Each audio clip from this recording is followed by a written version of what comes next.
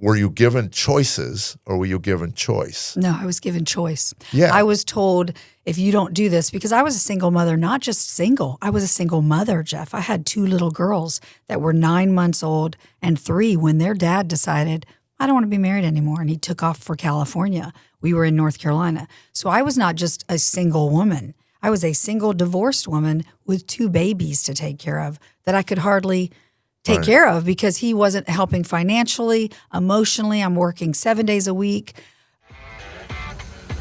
Who gave me a podcast?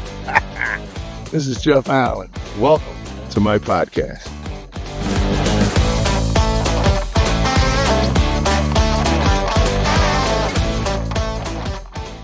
Hey, everybody, this is Jeff Allen at Who Gave Jeff Allen a Podcast? We're still looking. 6 billion of you. We'll find you. Somebody gave this to me, and I'm going to figure it out.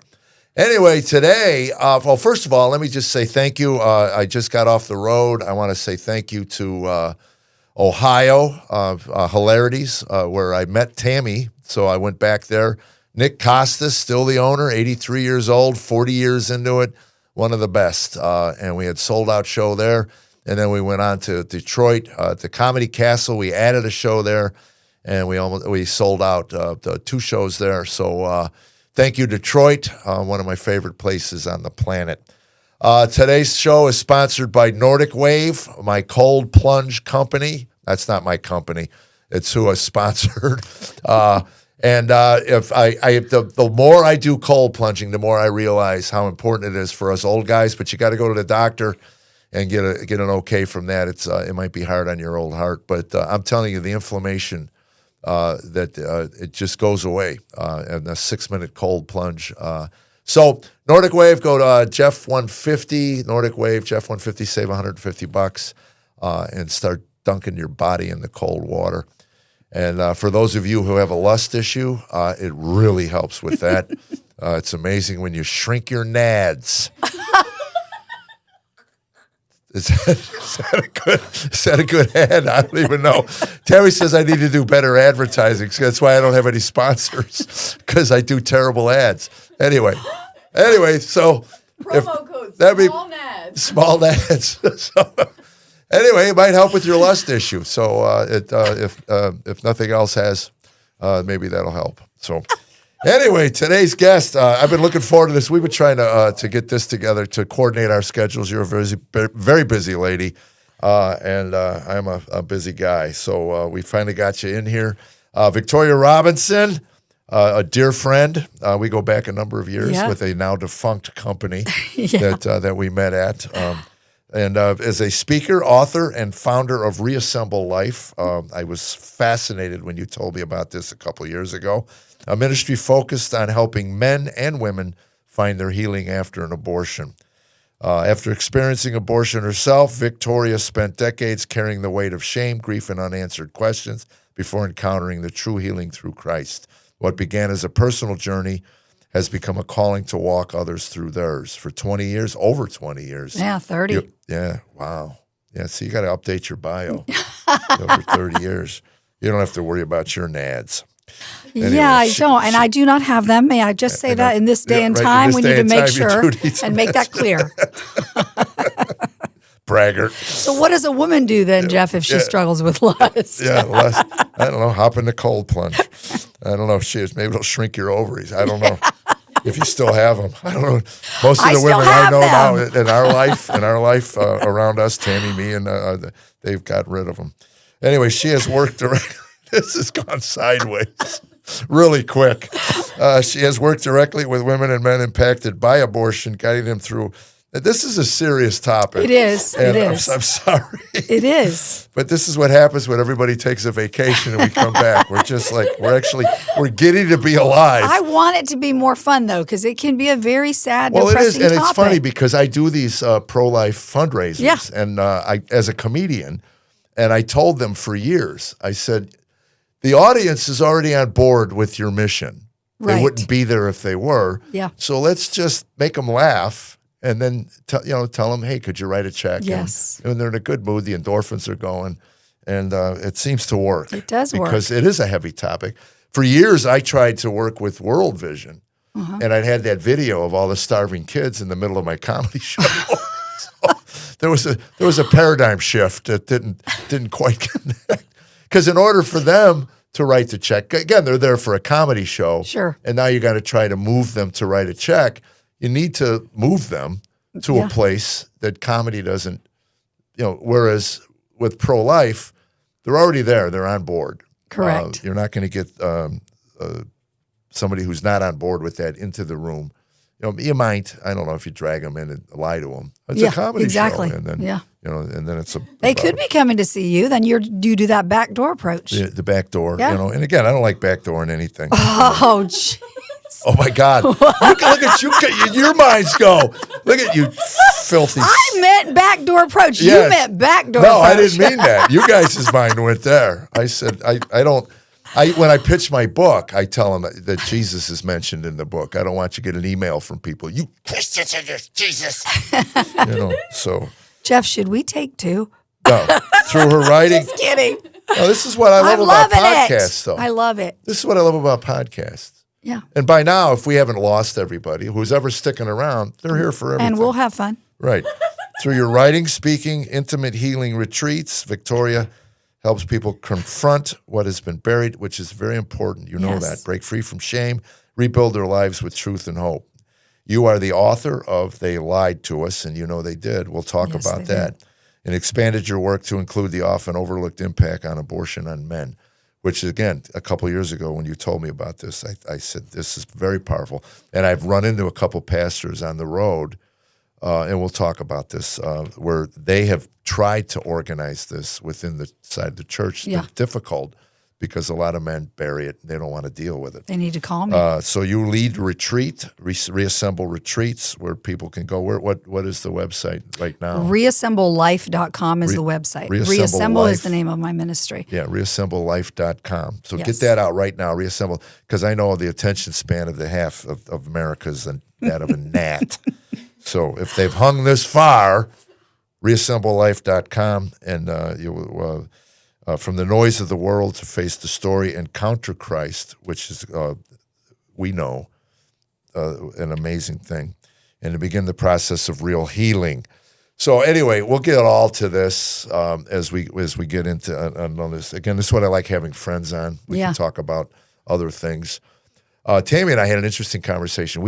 I baptized my granddaughter last June. Aw. Oh, it was the coolest thing. 11 years old, and before I put her under, we have a church. Maybe 600 or 700 people were there, and I told her, I said, I want you to look around. This is your new family. These are all your brothers and sisters. So welcome. Can I tell you something cool? Yeah. Me and my ex-husband baptized my oldest granddaughter. She's now 16 when she was 12 Oh my gosh. in the pool of my daughter's house. Is she still walking? Oh, yeah. That's so she cool. is. And she had said, we surprised the family. We did it during Thanksgiving. And we do a what are we thankful for kind of go around the room as a tradition because he spends Thanksgiving and Christmas with his children and I'm there. Yeah. And so when we got to us, she said, as you guys know, I accepted Christ at Mimi's house during a sleepover. Are you a Mimi? I'm a Mimi. All right, Tammy's a Mimi. And she said, so today Grandpa and Mimi are going to baptize me. And the whole family was there. It was awesome. So I know that feeling. Not one. I have it all on video. She raised her hand. It was so funny. For years, couple years, she sat in what she calls big girl church. She didn't want to go to Sunday school with the kids. She wanted to sit with Mimi and Papa. And she had, 9 years old, she said to me one day coming out of church, if Jesus is God, who made Jesus? Great question, way above my pay grade, my intellect. I said, talk to Pastor Jeff about it. But I said, you keep asking questions. And I said, God will answer every one of them. He'll answer every one of them. So when we do baptism Sundays, it's once a month. They do baptisms. And she's been there more than half a dozen times. And we would ask, do you want to be baptized? She goes, not right now. I'll let you know. And we said, God will tell you. It's not, and now my grandson, on the other hand, 9 years old, said, oh, they applaud? Yeah. Oh, I want to be baptized. Well, that's kind of the wrong reason. So we'll let you. Wait, we'll hold you back. Is he his pop or grandpa's grandson or not? Yeah, I know. He goes, oh my gosh, they applaud. I think I'd like that. So anyway, Easter Sunday a year ago, Pastor made the altar call, and she hopped up and ran up, and I followed her up there. So we were holding hands and bowing in prayer, and I look up, and there's like 4 other old men, papas, with their grandchildren just weeping. It's the coolest moments. So that was April. So June that we did it, we baptized her. So this last night, her birthday was Sunday, and this is Tuesday, so 2 days ago. And I told her I want to be there when I give you your gift. We got her tickets. We're going to go see Brandon Lake, her favorite, in Louisville, her first concert. So Tammy and I got talking on the way home because Tammy told her, you are going to remember this the rest of your life. People will ask, what was your first? You'll be 70 years old. What was your first concert? I went with my Mimi and Papa to see Brandon Lake. So Tammy's first concert, and that's what I want to get to you about. My first concert was Uriah Heep. Nobody knows who Uriah Heep is. Stealing when I should have been buying. And we're going to put this out. We want to know what your first concerts were and what were you wearing. Mine was Tom Petty and the Heartbreakers. Well, wait, we're going to get to that. Tammy's 15 years old. This is the difference in generations. Her mother drove her to the concert, dropped her off by herself to see Kiss and Blue Oyster Cult. Whoa. And we've been trying to call her. She won't answer my phone calls. Maybe if you called her, she'd pick up. But I wanted to know what she was wearing because Carolyn says, what would she be wearing at 15 back in 1975, maybe it was 76. So anyway, mine was Uriah Heep. So yours was Tom Petty. Tom Petty and the Heartbreakers went with 2 other friends. We were all teenagers. Same thing. Dropped off, went to this show. Never would I do that today. Right. But I was probably wearing bell bottoms and one of those long vests with the fringe because I thought I was so cool. And it was 1976, 77 probably. Okay, so that was Tammy. Yeah. Wow. So the belt, that's coming back. I love them. I wear them today. My granddaughter. Not the same ones, but. My granddaughter came out, and we noticed because we watch American Idol. Yep. And those kids usually have what's trending. Yeah. And it's all big, huge, baggy. So, Papa wearing the skinny jeans, Hey, even sweatpants are baggy today. I know. Yeah. I wear the joggers. Yeah, I like those too. Well, that's what I was noticing the other day because I do a line in my show. Tammy threw out my clothing all the time. And when I caught her, I asked her. Did she when you caught her? So she did it when you didn't know? No, I didn't know until I found them in the trash one day. That's what every good wife does. Well, anyway, she told me about my MC Hammer pants. And I said, they were gone like in a week. I don't even know where they were after a week. She said they were burned. I go, you burned them? She goes, no, I put them under the leaves. You did the burning.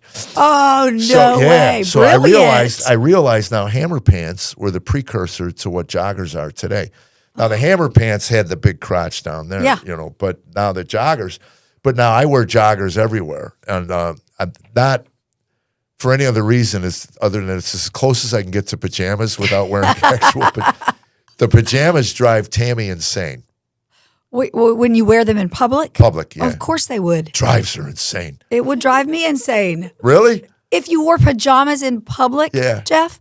Not me. I mean, I'm talking about other people. Oh, when other people? Yeah. Oh, yeah. I don't get the pajamas in public. Yeah. No. But Tammy spends a lot of time worrying about things she has absolutely no control over.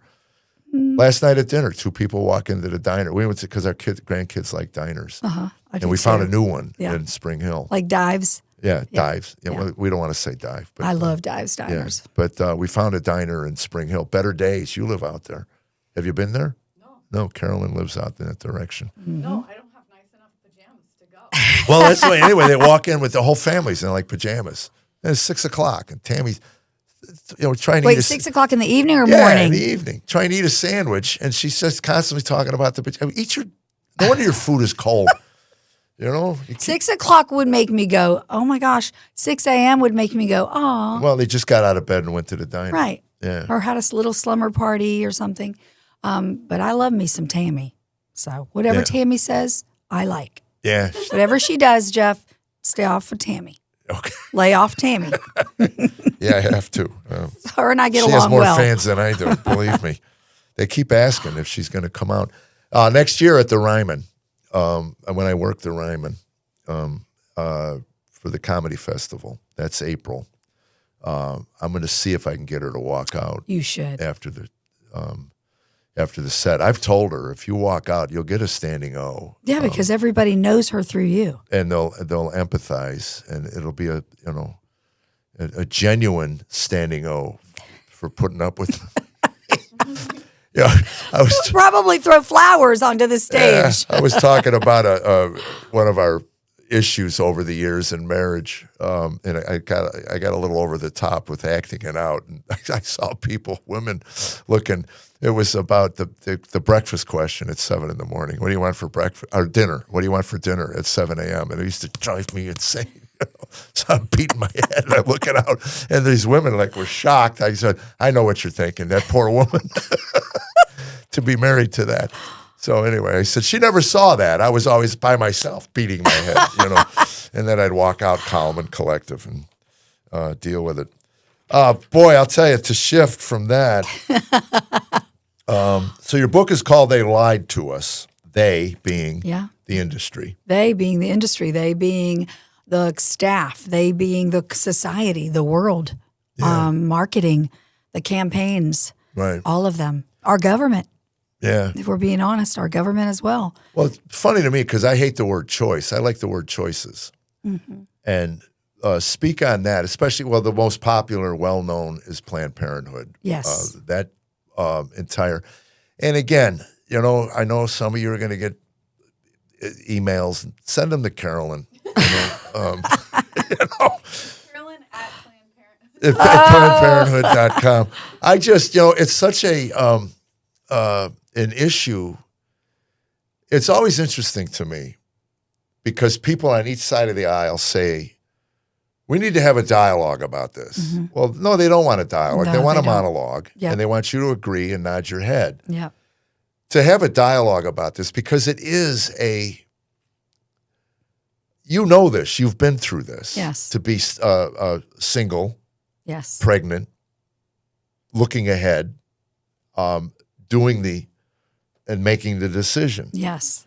based on information you were given. Correct. So you can honestly speak to this. Were you given choices or were you given choice? No, I was given choice. Yeah. I was told, if you don't do this, because I was a single mother, not just single, I was a single mother, Jeff. I had 2 little girls that were 9 months old and 3 when their dad decided, I don't want to be married anymore. And he took off for California. We were in North Carolina. So I was not just a single woman. I was a single divorced woman with 2 babies to take care of that I could hardly take care of because he wasn't helping financially, emotionally. I'm working 7 days a week, Monday through Friday as a paralegal, and on the weekends at a health club as a co-manager. So here I was never with these 2 babies, taking them to daycare 6 a.m., picking them up at 6, and they're crying, begging me not to leave them. I meet a guy at the gym one weekend. We fall in love. 9 months later, I'm pregnant. So it wasn't just him saying, you're not ready, we're not married, you can barely take care of your girls, and I'm not ready to be a dad yet. It wasn't just all of that. It was every person that I talked to at that clinic on the phone before I even secured the appointment said, you'd be really selfish, don't you think, as a mom? You sound like a good mom, but you'd be really selfish to bring another mouth to feed when you can barely take care of the 2 you have. You know what you need to do, and you're so early, there's nothing there anyway. It will be nothing more than having a tooth pulled or a small tumor removed. I bought into all of it because I needed to, Jeff. Right. I needed to believe It's almost the like they're lies. telling you what you want to hear and giving you permission. Exactly, and they're giving you. But what is interesting is I can vividly remember driving the 20 minutes from my apartment where I had a babysitter take care of my kids to the abortion facility in Charlotte, North Carolina, talking to this blob of tissue, this clump of cells, this tumor, if you will, that everyone told me it was. Well, you know better than that, Yes. too, because you've had 2. Exactly. So I knew the outcome of a pregnancy. I even said that to her. I said, I have 2 children. I know the outcome of a pregnancy is a baby, but you're so early, it's not a baby. That's why we need to do it now before it becomes a baby. And society had already had this campaign of women's choice and women's rights and women's health. And there's nothing there. Life doesn't begin at conception. Right. There is nothing there. And it was easy to buy into their lies. Were you a believer at this point? I thought I was. I mean, I was a little girl at 10 when my parents got divorced, and I read that book, Are You There, God? It's Me, Margaret. Oh, yeah. So I started praying and, doing other things that she gave you for good girls advice about, I must. And all the girls know what I mean. Yes. Did that every day in the mirror. I do it every day now. And I had a sort of superficial relationship. He's the man in the sky. But I grew up with a mom and a grandmother who instilled fear in me when it came to God. He's going to watch everything you do. They're both Panamanian, so they have that thick accent. He's watching you, Beaky. He's going to get you. And I mean, it was my whole life. So I had that idea of, oh, he hates me already. Here I am. I'm not even married, and I'm pregnant.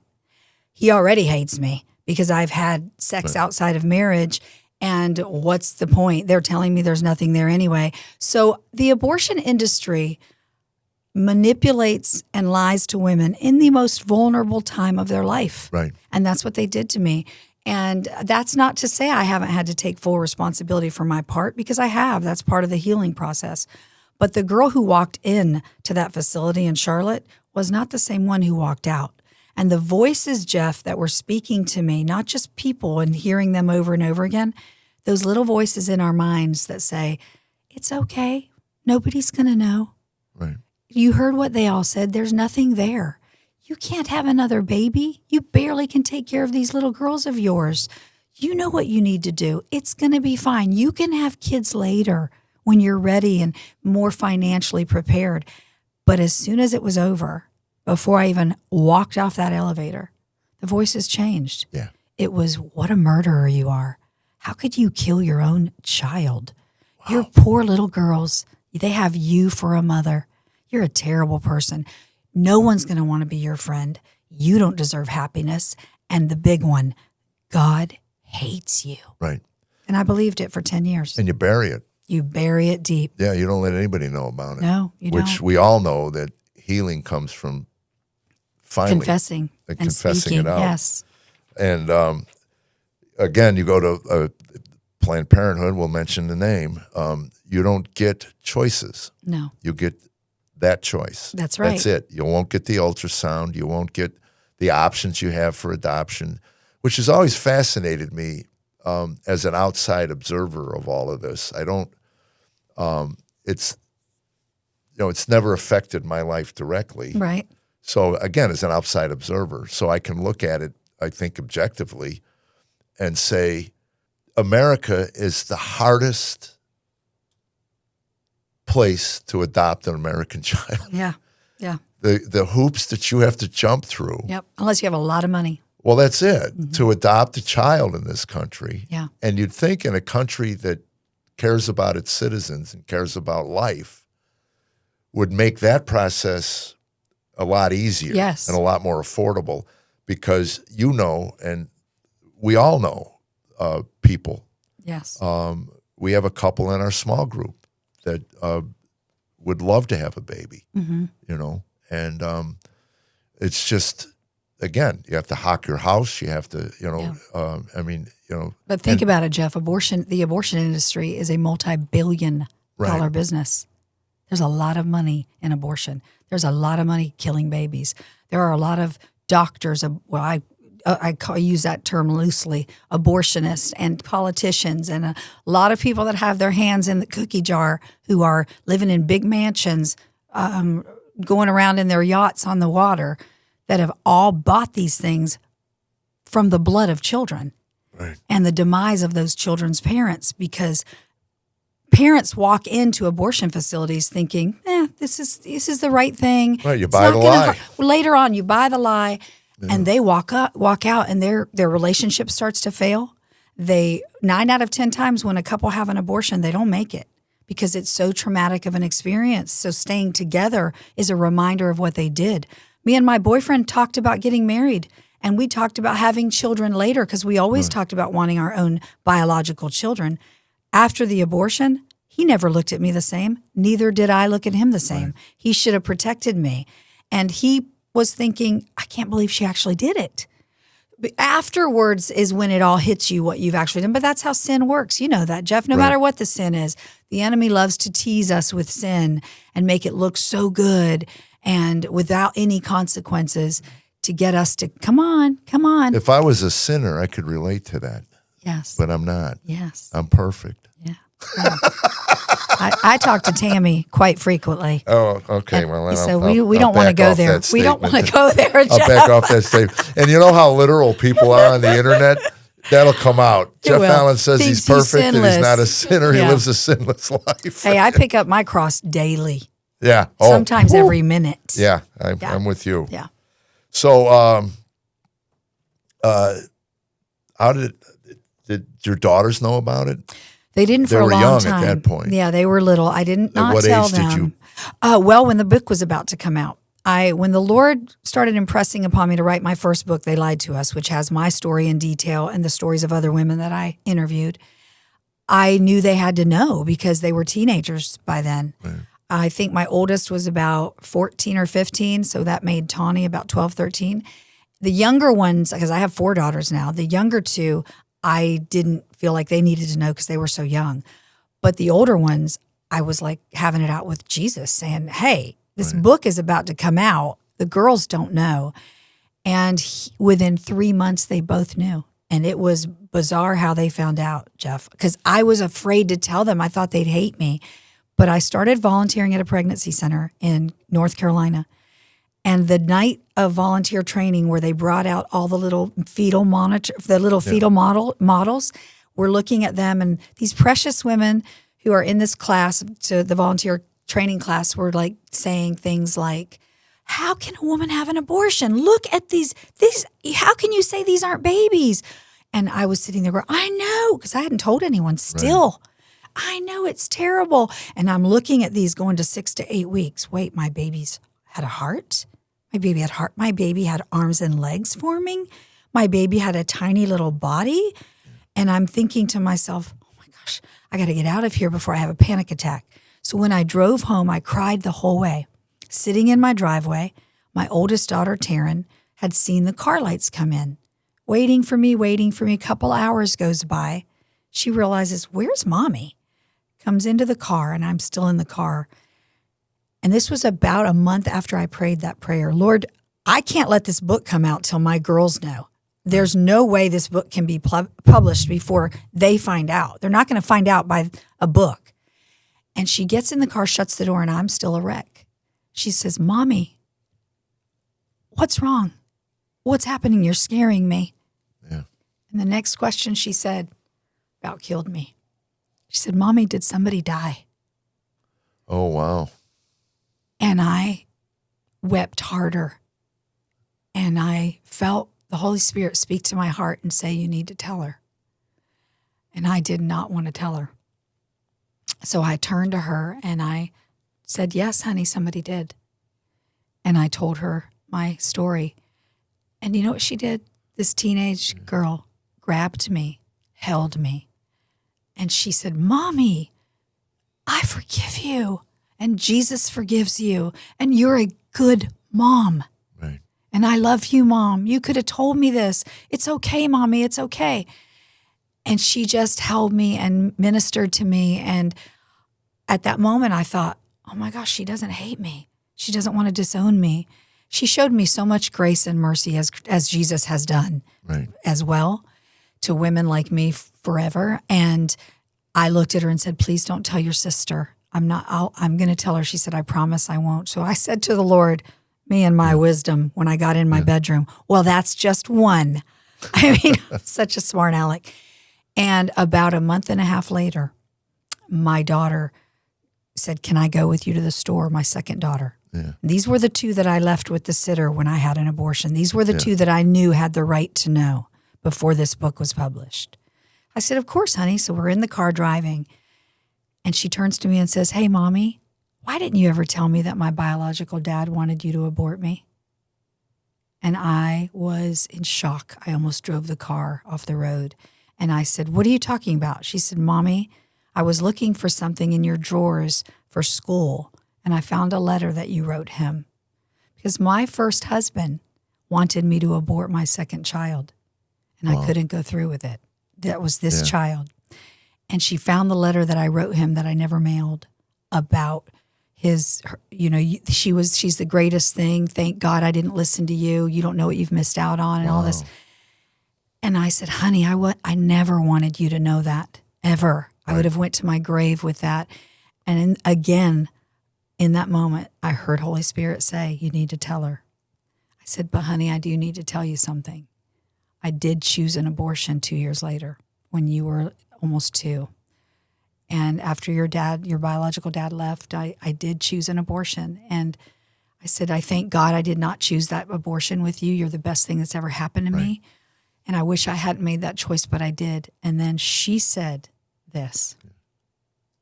This daughter had been always in the March for Life, and she would be, when they'd have all the different things through the pregnancy center, all the years they had them, she wanted to go.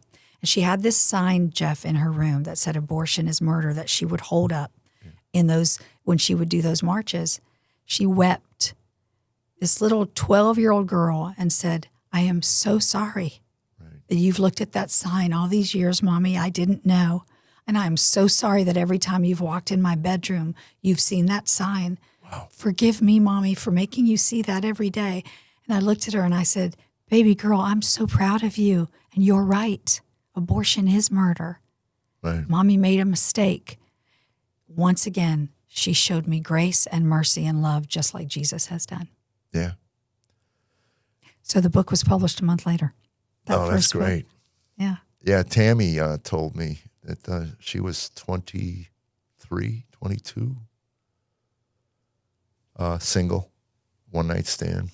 She got pregnant, and she went to her childhood doctor to get an abortion. And he said she wasn't even showing. And he said, I'll do it, but I want you to hear something. And he stuck the stethoscope there. She heard the heartbeat, sat in her car and cried in the parking lot for over an hour. And he's 41 years old now, father of our 2 grandchildren. No, she's told me that. And I'm so, and you know what I said to her? You're my hero. Yeah. And so is that doctor. Because I wish they had done that for me. But that's the choices. Yes. That's the multiple choices. Yes. If they're not going to let you hear your baby's heartbeat or see the ultrasound at Planned Parenthood. 40 sonograms where you see. Yeah. It's. And now with the abortion pill, Jeff, these girls are I saw it. Are getting them in the mail at Target. I think they sell them over the counter now. It's insane. We have abortion pills being sent through the mail, and abortion facilities are now girls' bathrooms, and they are delivering these babies intact, Jeff, by themselves in their bathrooms on the floor, and they're calling someone like me saying, "Can I send you a picture?" And they'll send me a picture of their intact babies saying, that is not clots from a period. That looks like a real baby. Is that my baby? Wow. And then I have to walk through that with them. I have said this for the last few years. We're going to see more mental health issues with these young women in college, high school, and beyond because of what the abortion pill is doing to these girls that have no idea what they're doing. And the worst thing is, Jeff, think about it. They're drinking the poison themselves. They're not lying on a table like I did, not seeing anything, just hearing the noises and being told, it's okay, we're almost done. They're taking the poison themselves and delivering their dead children. It is devastating. Wow. Didn't even know that. Every day. It's happening every day in this country, in every state, even the red states where there's no abortion allowed because they're getting the pills illegally through the mail. Right. They're just jumping online. They're not asking them questions, Jeff, how far along are you? They're lying about that because they know if they're over 10 weeks, they won't send the pills. Right. They're not giving them any other instructions except take the pills, don't look in the toilet, sit on it when you feel an urge to push, and then just flush. So it's not just that they're flushing the remains of their children. Holy cow. Jeff, they're in our water systems. Oh, and this Lord. is the stuff nobody wants to talk about. But we better start talking about it. Well, absolutely. And again, it gets to the information. It's a friend of mine wrote a book, Andy Andrews, a friend of mine, wrote a book called How Do You kill 6 million people. I think that's the title of it. How do you kill 6 million people? It was about the Holocaust. And basically, it was a short little thing, little pamphlet, basically. You lie. That's right. That's how you kill 6 million people. That's They told the Jews that the Russians were coming and you need to get out of here. Yep. And they put them on trains and they were taking them to safety. Yep. And that's how you kill 6 million people.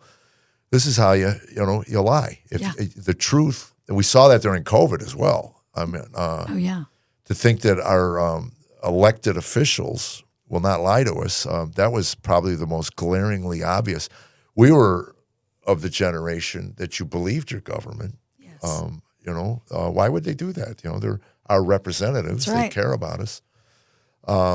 But you see it now with, and again, here comes another email, but the trans community, the billions of dollars now within the surgery and the money that's made. Yes. And in my head, I can't get my head around because I always tell people, I try to hold nobody to a higher standard than I hold myself. Mm-hmm. So before I ask something of you, Yes. as a favor or as an extension of grace, would I extend the grace or would I do the favor? I have a hard time getting my head around people that would knowingly lie to a 14-year-old or a 13-year-old or a 12-year-old to make money. Yeah. I don't understand that. I have a very difficult time with it. But I also know as a parent, I remember I took my son with me to Bahrain, and I didn't check him out properly from school. They called the house. They wanted to know where he was. Tammy told him he's with his father. He's in Bahrain doing shows for the military. I come home and my son says, I got detention. I go, why? He goes, you didn't check me out properly. So I went to the school and I sat with the principal and I said, you knew where he was. And she said, yeah, but you have to have permission. I go, I don't have to have permission. He's my son. I'll take him whenever, wherever, and as often as I want. And you'll have no say over it. I said, I will do detention before this son of mine does detention. He's not paying the price for any mistake I made, but you don't tell me I get to take my son when and where. Yeah. He's mine. Yes. And I made that point. Mine, not yours. You get him for 6-7 hours a day, and you're to teach him to read, write, do arithmetic. Yep. I will give him his foundation on everything else in life. But anyway, he didn't end up doing detention. And I didn't realize how people kowtow to the schools and to the systems. Yeah. I just did a homeschool convention, thousands of people. I mean, and they want to know why they're leaving public schools. It's because one, they lie. Yes. Constantly, and if you can't see that there's an agenda within the school system, then you're just putting your eyes are head in the closed. sand. You're Yes. naive. Yes. Because it's blatant now. Yep. When we put our kids through public school, at least they gave us the illusion they were there to educate them. Right. They'd come home occasionally with some things, and I'd look at them, and I would tell my sons, this goes directly against your foundation of belief of Genesis 1:1. In the beginning, God. Yes. Once you buy that, once you understand that, once you get that, incorporate that inside of you, you have to put that up against everything you're told from this day forward. Because when you start your journey in life with God, that path will lead you this way. If you start with we're in an accident or we're here by mistake, then that path will lead you basically down a road of you can do whatever you want, whenever you want. I mean, intellectually, you can justify just about anything. But think about all the kids who don't have a parent saying that to them, Jeff. Are you ready to have your mind blown? Have you heard of judicial bypass No. that they use in public schools? And it's legal. I have clients who come to school, go tell their guidance counselor they're pregnant. Their parents are going to kill them. They can't. How are they going to tell them? The guidance counselor gets with the school nurse, so depending on the policy of the school. I have a client that you could have on your show tomorrow who was 15 years old, went to her guidance counselor. The guidance counselor said, no, we're going to take care of it. I'm going to take you in front of Judge so-and-so, and he's going to sign a paper. It's called a judicial bypass that gives us 24-hour custody of you. So all you have to do is sign it. They took this girl went on her lunch break, Jeff. Her mom dropped her off at school, went on her lunch break, had an abortion, picks her up after school, 6 months later doesn't understand why her daughter has gone into deep depression. Finds out what happened, goes to try to sue the school. She can't because it's legal. They're using this same crap, Jeff, to take kids who come to school and say, I think I'm a girl. I think I'm a boy. Like our friend Shonda Pierce says, look in your britches. Yep. You know, that's how you know if you're a girl or boy. Right. And they're telling them, oh, well, depending, God forbid, they get one of these far left, liberal, woke ideology kind of person, which they're all over. They're all in the public schools, right, to jump all over that and make that kid as a subject of their whatever, their own insecurities. And they're using judicial bypass to do the same thing. Wow. Well, I'm going to ask now, if you are familiar with that and you have a story about that, I would love to hear from you. That blows me away. I understood that they were bypassing. I didn't know how they were doing it. Oh, I'll give you the name of my friend. Because, she'll do it. as a father, I'm telling you. I would have leaped over the desk. I'm telling you, I'd be in prison. I would have been in jail. I would be in prison today, honestly, if that happened to one of my girls. Yeah, I always told my girls, especially coming from my background, because I have 4 daughters, and I would say to them, if you ever get pregnant, first of all, I taught them sex outside of marriage is not God's will for your life. Right. But if you ever do... But you're also not naive. Yes, if you ever do that and you end up pregnant, you can come to mommy. Right. You don't need to go to a teacher. You don't need to go to a friend. You can come to me and we'll walk through it together. Thank God that did not ever happen. And all my girls now are married, all 4 of them, and I've got 14 grandkids and 1 on the way. So, you know, it's been a beautiful thing. I look at them sometimes, Jeff, when we do Christmas, you know, we're a family that really like being together, and now they all live in the Nashville area. One of them lives in my neighborhood. So we're all together a lot at basketball, football games. Of the 14, what's the breakdown? How many? I have 7 girls, 7 boys right now. Yeah, 7. And the oldest is 16 and a half. She'll be 17 in June. The youngest is just about to turn 1, and then there's 1 on the way.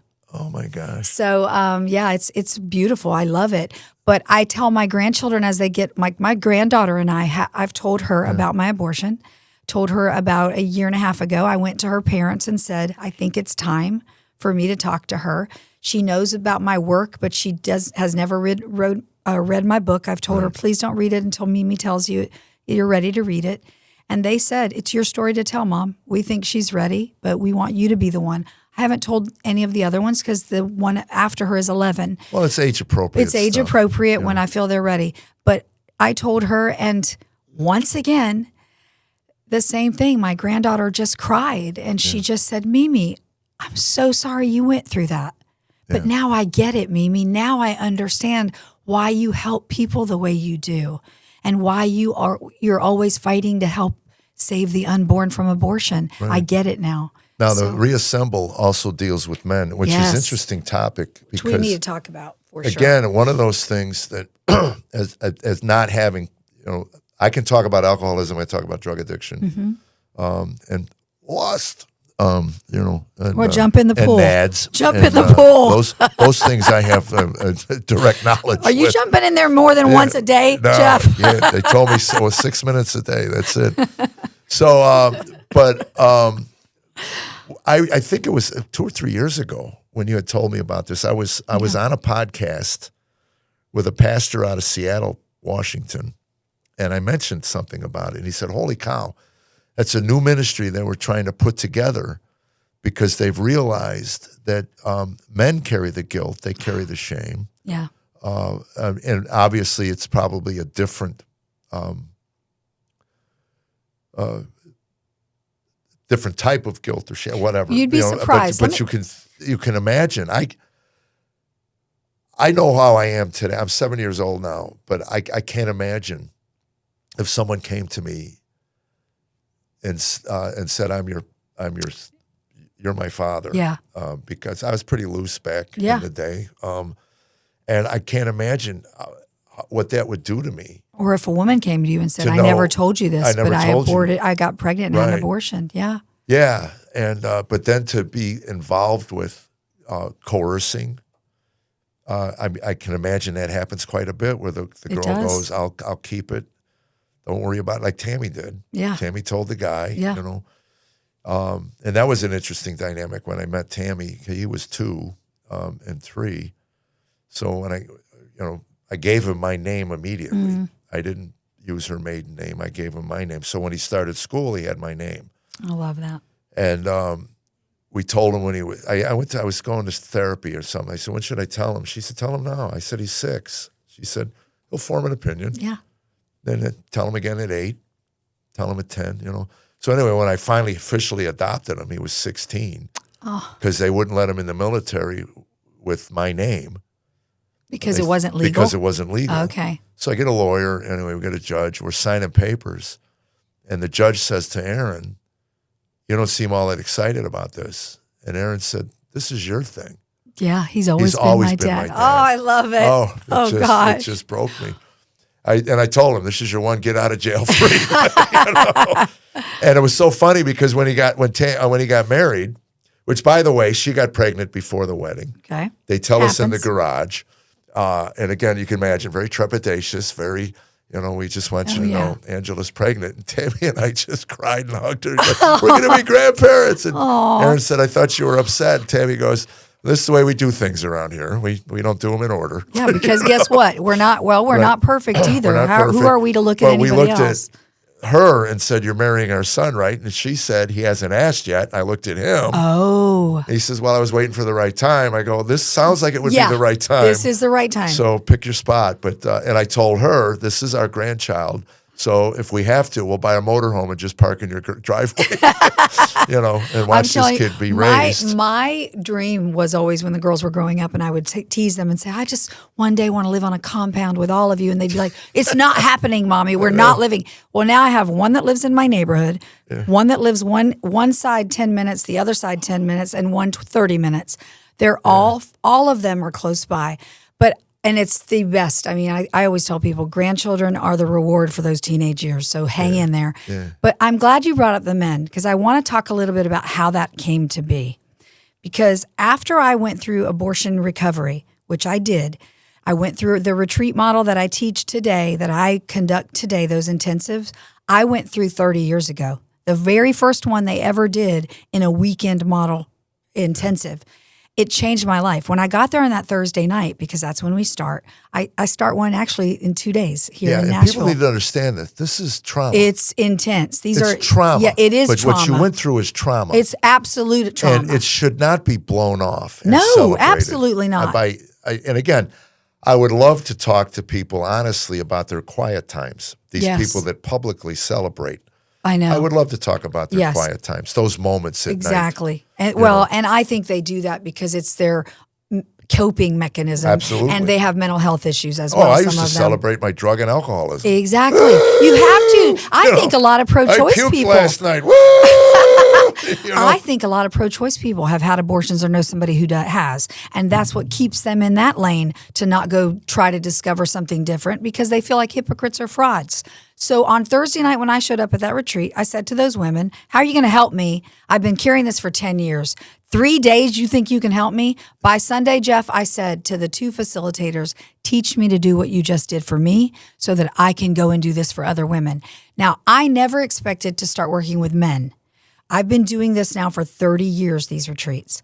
But men started approaching me maybe 15 years ago at my book tables when I'd speak at a pregnancy center banquet or church, an event, whatever. And they'd come to my book table and say, hey, this was before I wrote my men's book, because the second book they lied to us too has stories from men. And they would ask me, do you only help women? Because I'm one of those men. And I'd refer them to a pregnancy center locally. I'm sure they can help you or go to your church. I thought, I'm not going to do anything with men. Well, about 5-6 years ago, when Reassemble was about to be founded, because I've been doing these retreats 30 years, but I started Reassemble 5 years ago when I saw the need to do this full time. And I knew I'd have to start a nonprofit to do it. 2 different pastors here in Nashville, Puffy Muffin, my favorite place to eat. We had lunch there. I always tell people, I tell the guys that whoever I'm We meeting should do with, a podcast at from the Puffy Muffin. Oh, their double chocolate chip muffins are awesome. So we met We're looking there. for sponsors. Yeah. Oh, come on, Puffy Muffin. And these two different pastors said, how come you don't do men's retreats? How come you only do women's? I said, I am a single woman pastor. I have no business spending the weekend with a bunch of men. And I think men should counsel men. And they both said to me at two different lunches, both at Puffy Muffin, you're missing something here, Vic. You represent the women they hurt. And they need to hear from a woman. It would be different therapy for them coming from a woman. Of course, you don't spend the weekend with them. Have men help you that stay the weekend, but you need to lead the sessions. So I threw a fleece out, Jeff. Hey, any men on my Facebook? Any men you have a husband? It was full in 2 weeks. Wow. On the Thursday, on the way to that first one I ever did 4 years ago. I remember that. I'm having it out with the Lord. What in the world, Lord? Why did I agree to this? One and done. I am never doing this again. I have no business. Men don't even talk. What are they going to talk about all weekend? Well, we grunt. They don't open up. They don't We speak. grunt. Jeff, on Thursday night, these men, when we started at 6:30 that night, never stopped talking.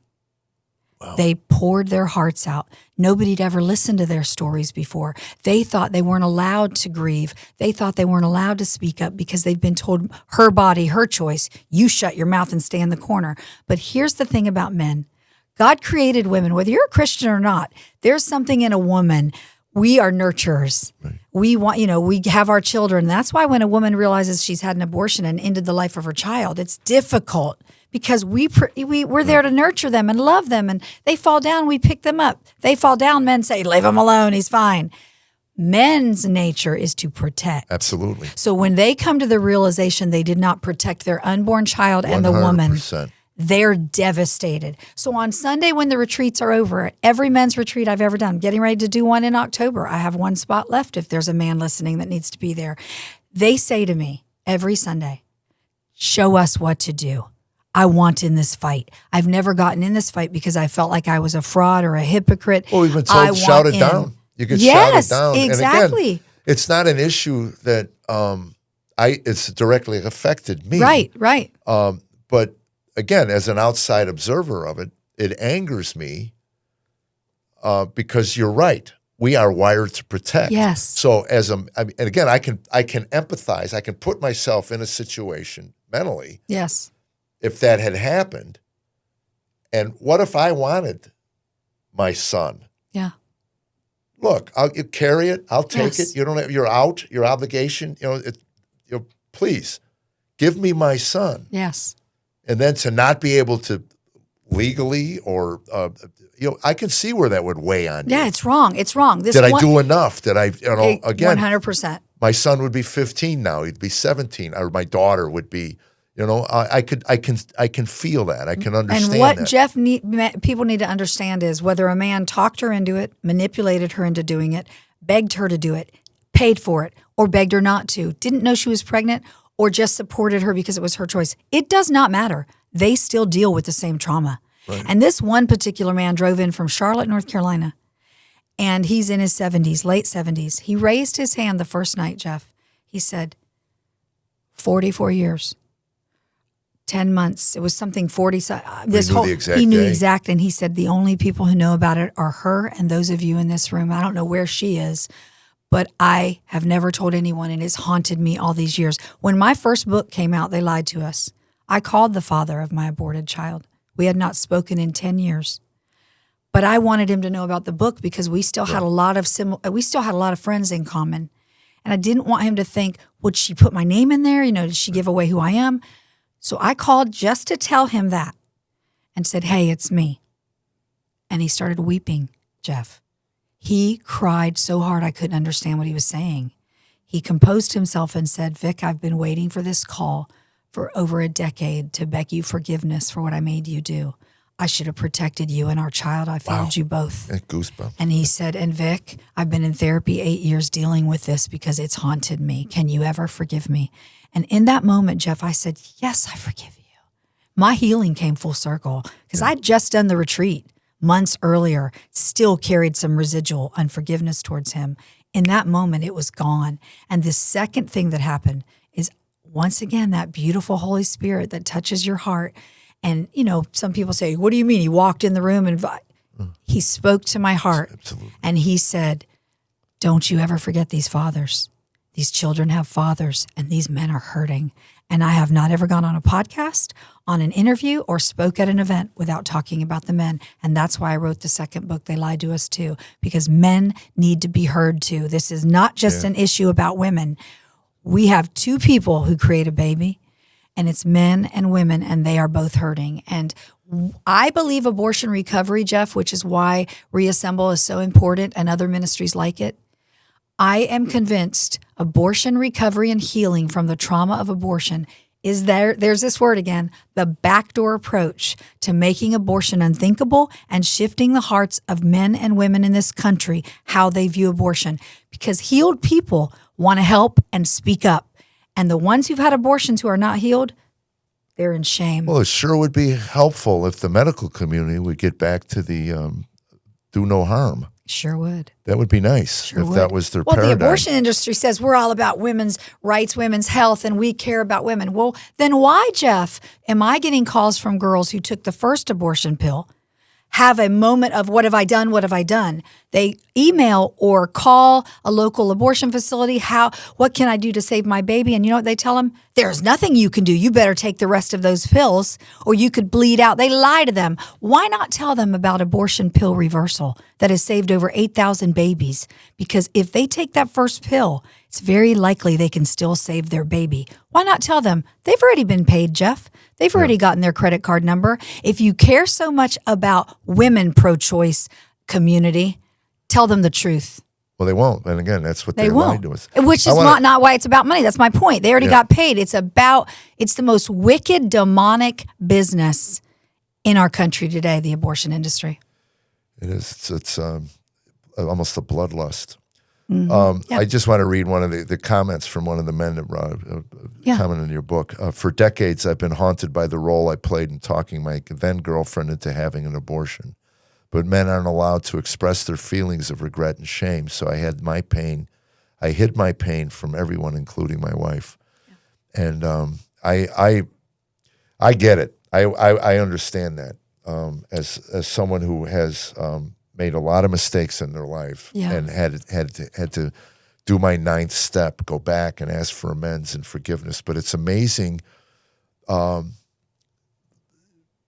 when you really understand that you've been forgiven by God, the creator, the designer of your life, when you really, really get that, one, it's so much easier to extend grace to others because God will show you what he sees inside of your heart. And it's not always a pretty picture. Right.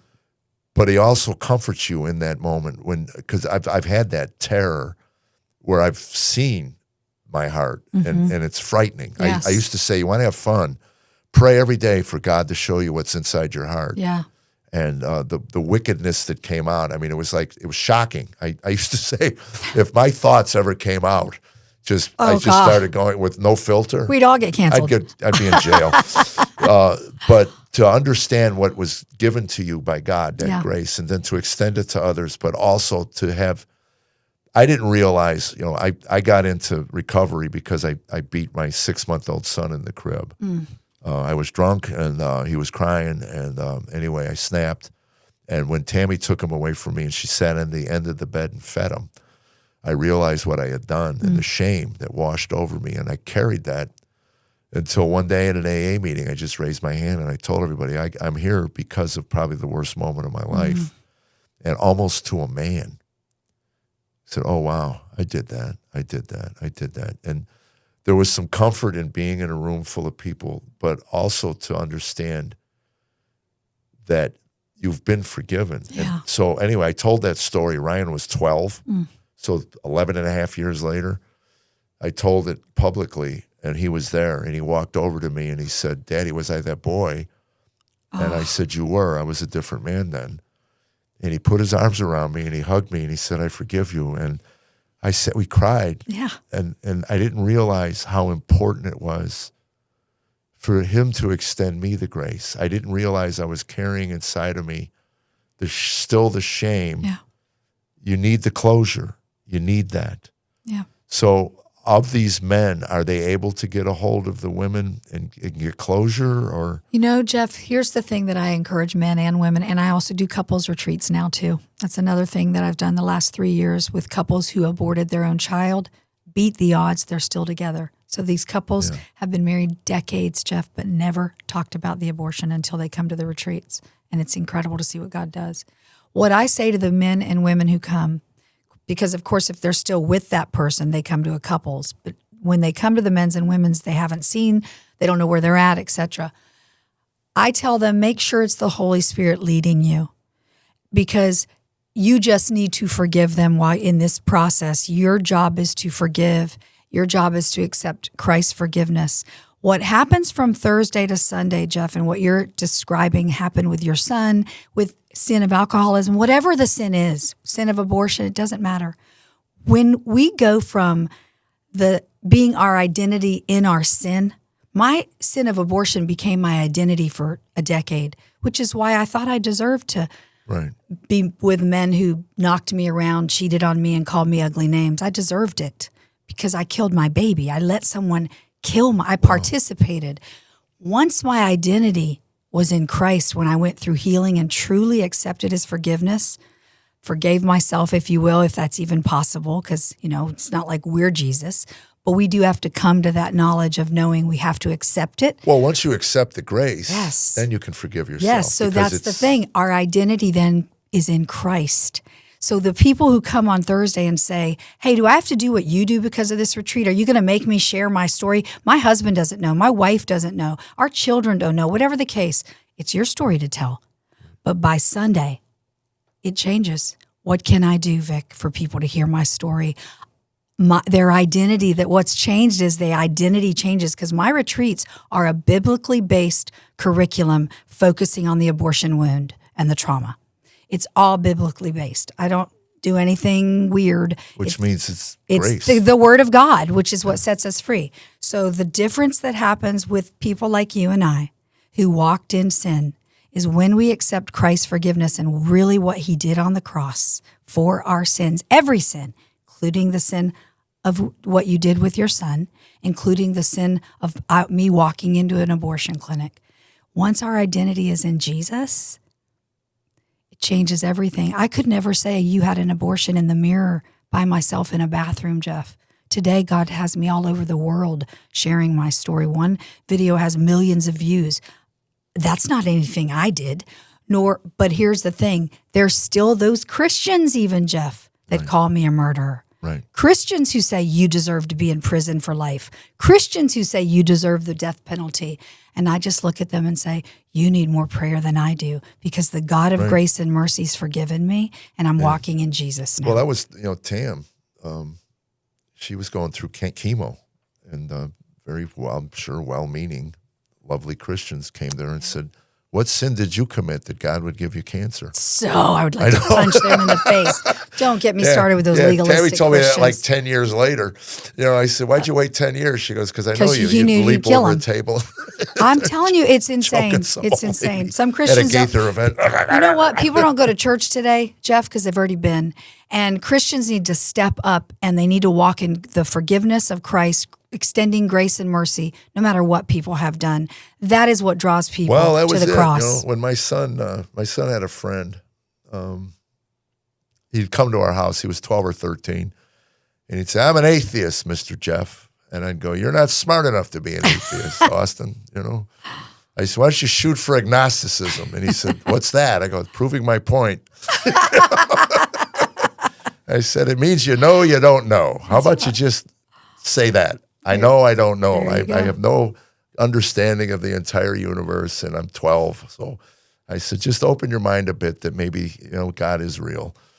And when he passed away at a young age, he tragically, he died on a hiking thing. And my son came to me and he said, is he in hell now? And I said, heaven and hell are not my domain, son. And I said, I worship a God of grace, and who knows?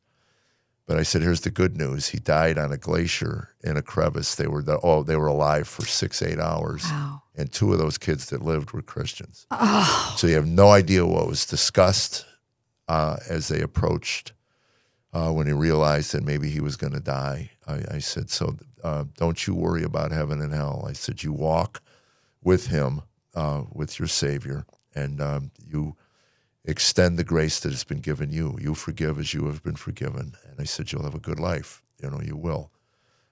You won't walk through with that clenched fist that so many people have. Mm-hmm.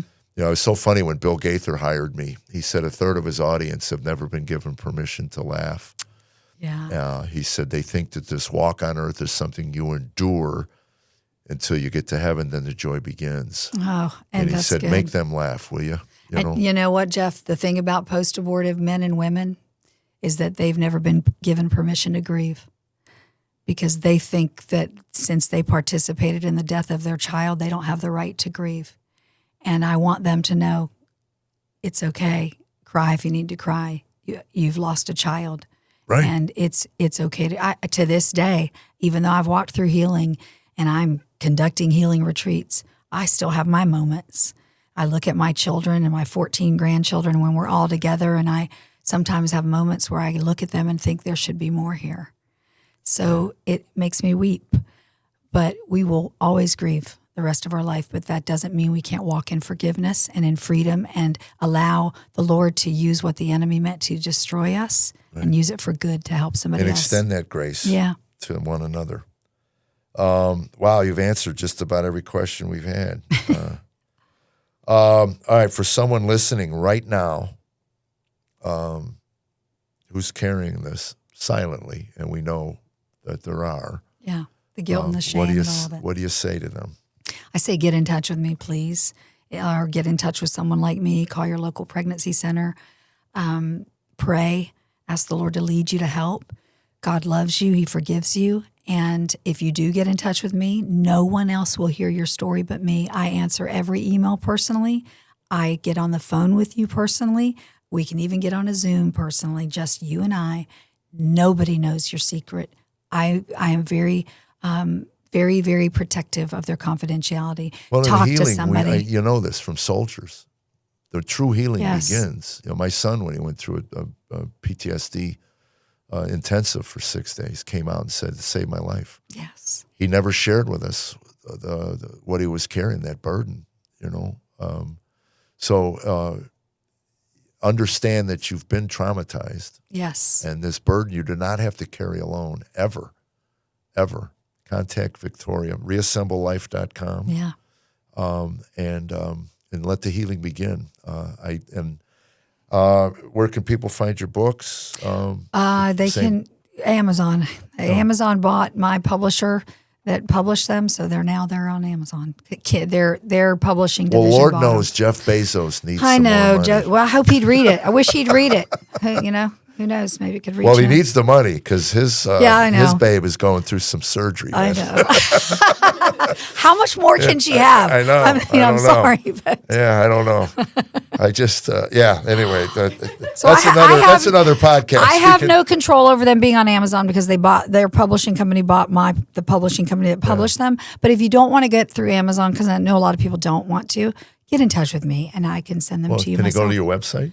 I don't sell them on the website, but I can. If they want them, we'll figure it out. Yes, Okay. there's a way to get them. And reach out and don't carry this. Yeah, Says me. yeah. And Victoria Robinson, thank you so much Thank you, for this. Jeff. It's been a while since we tried to hook I this saw all you. up. To do this, but I just saw you a few months ago at the party. Yeah, we were at the Yearly pate. Christmas At the pate. pate. I always love spending time with you and Tammy. Yeah. Always. Well, June 20th. Well, we're going to have a soiree at the house. Ooh. Tammy's 65th birthday. Oh, I'd be expecting my 70th. invite. Carolyn will be putting out Yay, the evites. Carolyn. But it was supposed to be a surprise. Tammy absolutely abhors surprises. So one of the guys at our small group, it was so funny. My two sons are having issues. And pray for them, Aaron and Ryan. Pray for them. But they have agreed to get together for the party. Good. First time, like 6 years, they Oh haven't my spoken. gosh. Okay. And they were so close growing up.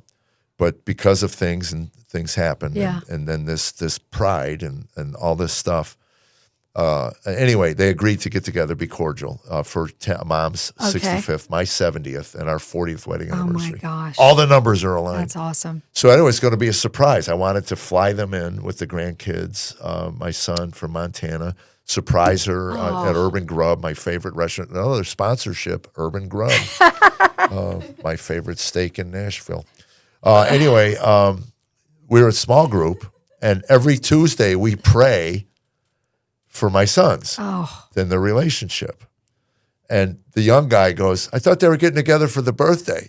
And his wife goes, bam, probably cracked a rib. And Tammy goes, birthday? What birthday? And then she looked at me and goes, you know you can't lie to me. No. And I go, yeah, you're right. I said I was going to fly him in. And Tammy, we're going to Dollywood the next day. Uh-huh. So she says, let me understand this. You were going to hit me with a surprise birthday on Monday. Oh my gosh. And then we were leaving for Dollywood on Tuesday. I would have killed you. I would have absolutely, utterly murdered you. There's no way. Anyway, so God was doing for me what I couldn't do for myself. But Craig, our poor kid, we adopted them. They're our youngest members of our small group. It was all these old people, and then we got these millennials. They kind of keep us on track with what the young people think. So. Yeah. Can I get their number? It's so funny listening to 70-year-olds talk about the way we raised our kids, and their mouths are just wide open.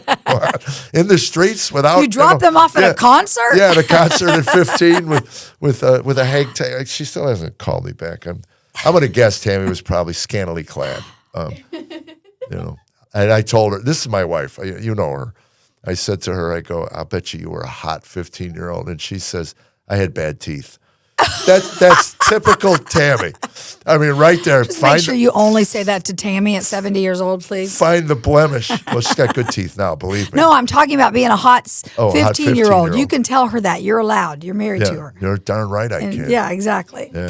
She's a hot 65-year-old. She is a hot Yeah. 65-year-old. Yeah, I do a line in my show. I love this line. She walks in a room. There's still to this day, I will lose my breath at how beautiful she is. Not all the time. I'm not a freak, but there's just those moments. One And day you know what you need to do. You need to believe fall those on are the ground. I call them divine sparks. Yeah. God will spark that I love cold, it. dead heart of every man. Psst, look at her. Look at her. I think you need to one day just fall on the floor like you passed out. And then she'll run over to you and say, what's going on? What's wrong? And you get up and say, you just took my breath away. Yeah, she'll never believe me. Well, just tell her Vic told you. Just say Vic told me to do this it. This happened recently. I haven't talked about this publicly. And we got to get going because I know you people have lives.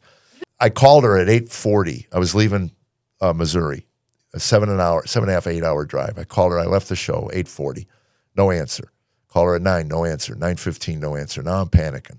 We live alone, Yeah. And she's almost fallen down the stairs more than once. That's why we're building a new addition to get everything on one level. Okay. So we can age. This is our pillow talk now. When you die, if I die, will you die? What are you going to do with the ashes?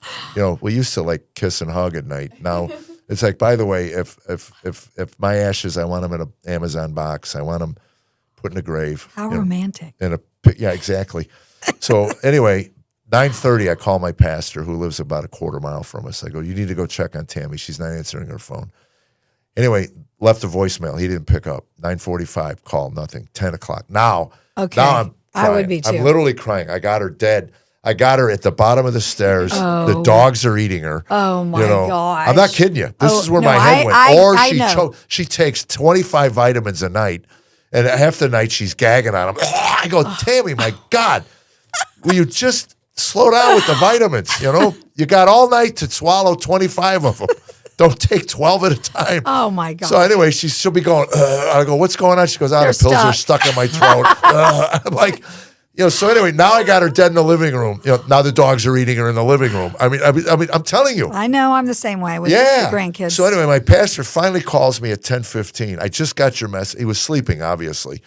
And I said, please, I know you think, because he's like 48, we're 70. He's young. He's I know. A child. So he's like, I got these new parents. What's he doing in bed anyway? Well, early? anyway, at his age. He works a lot. He's overworked.